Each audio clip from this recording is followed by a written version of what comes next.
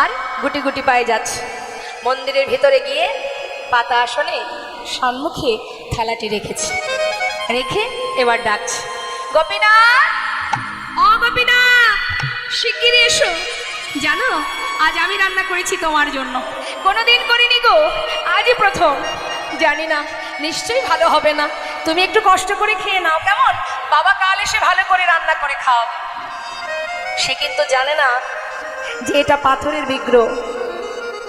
সে জানে আমি যেমন বাবার সন্তান, ও আমার বাবার সন্তান। দায়িত্ব নিয়েছে যখন, বারবার ডাকছে, আসছে না। মনে মনে চিন্তা করছে কি ব্যাপার, আসছে না কেন, এত করে ডাকছি, বাবা ঘরে নেই বলে আসবে না, তা তো হবে না। শোনো গোপীনাথ, আমি অনেক কষ্ট করে রান্না করেছি, এসো না, একবার এসে খেয়ে নাও, শিগগিরই এসো। তাও আসছে না। চিন্তা করছে কি হলো,